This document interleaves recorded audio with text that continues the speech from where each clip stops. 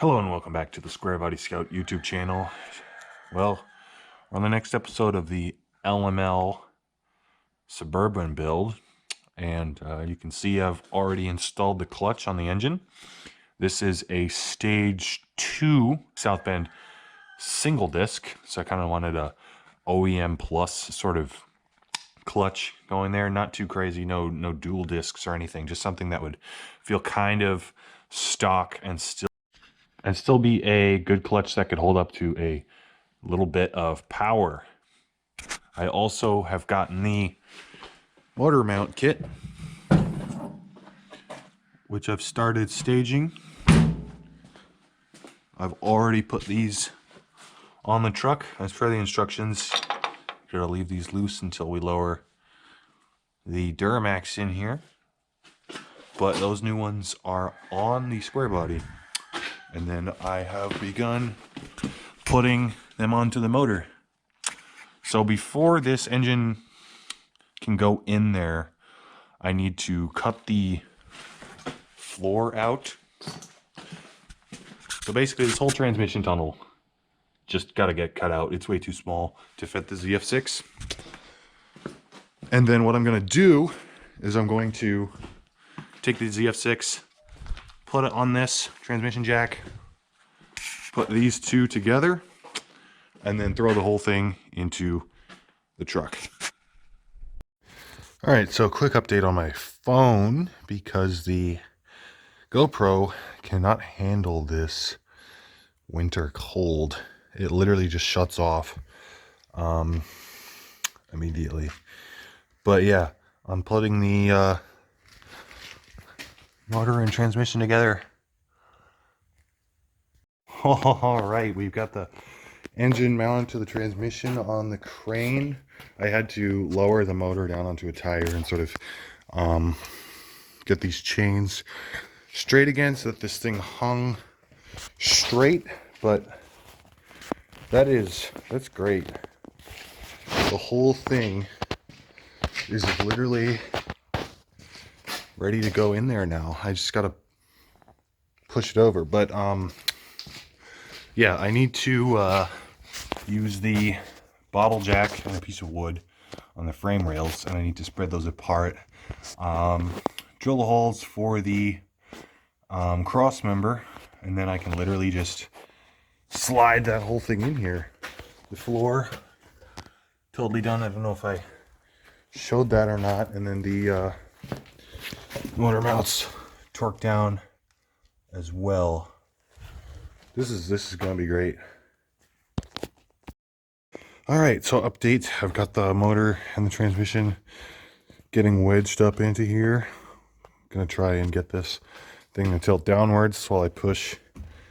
And yeah, in hindsight, maybe it would have been easier to connect the transmission when it was under there, but I don't think so. I'm just gonna do it like this. And yeah, hopefully I can do it by myself. If I can't, I'll get someone else to sort of push down on top of this while I push the crane inwards. Hopefully also this, it'll probably clearance. If it doesn't, then I can always just flip the hydro boost around. Mainly I'm concerned about that, but if it clears, that'd be great. If it doesn't, I'll just turn it upside down. It'll still work.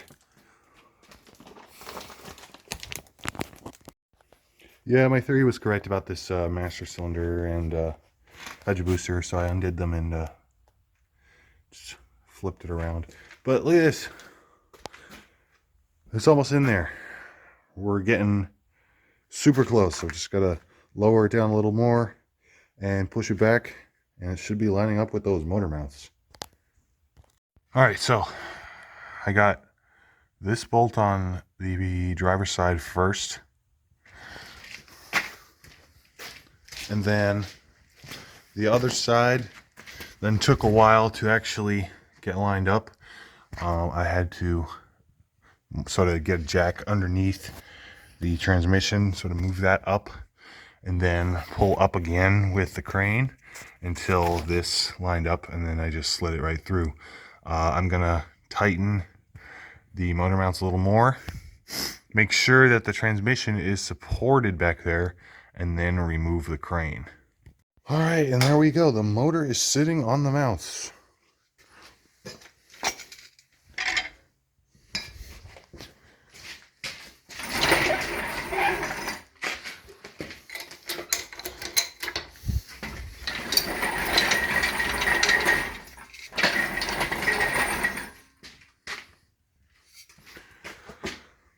There we go.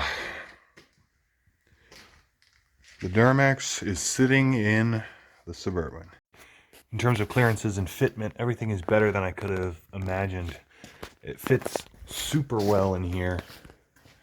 Between the frame rails. Not even close. I was worried about that, but no. It fits great. Now going underneath here, you can see the oil pan clears, transmission, oil filter, super spacious. Also, I was completely not expecting this, but the drive shaft is the perfect length.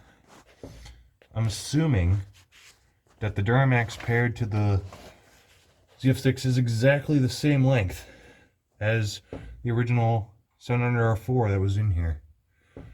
So I just need to get some ball joints. Just need to get some U-joints that meet up to this properly. And I think I can just use the stock drive shaft. I mean, this whole thing worked out way better than I thought. This really fit well. Before I end this video, I'll just take you on the inside of the cab and show you exactly how it looks. So this is how it looks with the transmission in here. I installed the short shifter. It looks absolutely incredible. It looks great. Clears everything. This is going to be incredible. This is going to be so awesome. Seeing the transmission through the floor here, it feels like a crazy machine.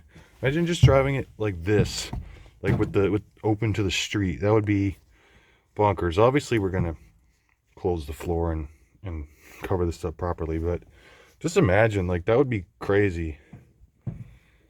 But yeah, this is starting to sort of come together now. This is incredible. So yeah, as for next video, I'm not exactly sure what I'm going to do next. Probably finalize everything up here, get the proper parts, the Y bridge, finish the CP3 conversion, and see where we can go from there. It's pretty nice to be able to work on this without the fenders, you know, on the truck, because once the fenders are on here, they're on here. So I might want to just try and get as much done as I can with the fenders off, with all this room to work with, and then I'll put all the body panels back on. But with that has been putting the motor in the chassis, and it worked out pretty great.